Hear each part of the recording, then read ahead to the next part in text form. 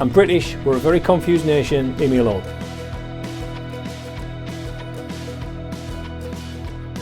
Finally, it's time to glue on a neck.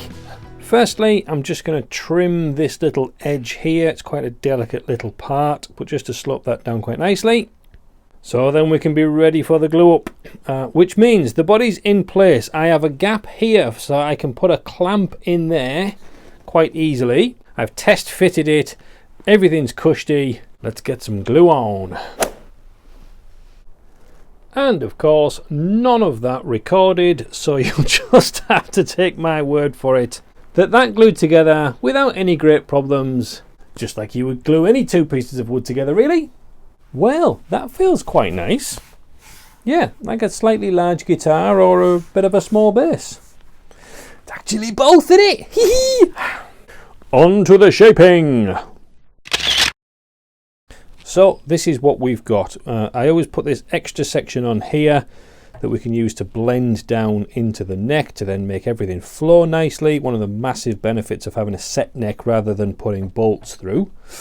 So what I'm going to do is connect that top horn to the bottom horn, something like that. So there'll be a flow throughout that section there, and then this will be dropped down and fading into that. I've done this look on quite a few of my guitars and I really quite enjoy doing it, and it feels really nice in the hand while you're playing. And what tool am I going to use? The old favourite. If you don't have one of these, I'll leave some links in the description. Get yourself one. Absolutely, without question, my favourite power tool.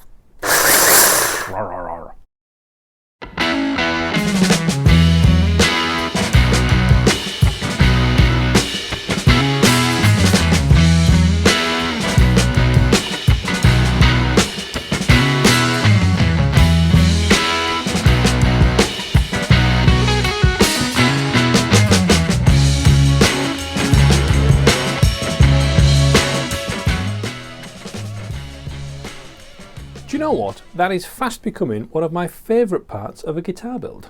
There we go, so roughed out. So the next task before that final sanding happens is this back here.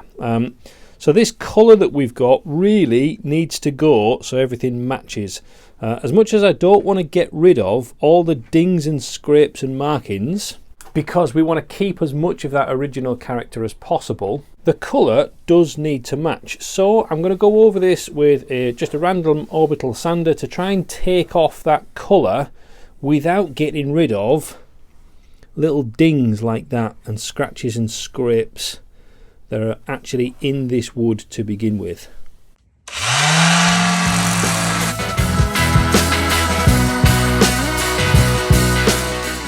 Lovely, so that's the gloss off there, and still kept a lot of those little character markings on there.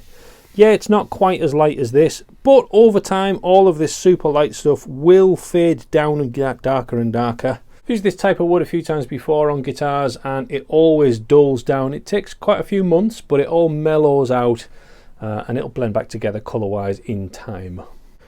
And then simply combine as many different things as you can to make the guitar ridiculously smooth and feel oh so lovely. Okay, so the last extremely scary thing to do before we colour this guitar is drill holes for the bridge. Now then, basics bridges are notoriously difficult to intonate, certainly the proper Fender ones, and I think that's mainly because they're kind of on a spring that wobble backwards and forwards. So it's really difficult to get that. And the thicker that bottom E string becomes, the further back that intonation point needs to get. Here we're going for a fixed tailpiece, very Les Paul-like. So we have this on the extreme. So this is pretty bang on. I've got a millimetre or so play with this to get me my 30-inch scale. Yes, a millimetre play on a 30-inch scale. Shh. And then as it slopes up to the top, I've actually got about ½ an inch play on this side.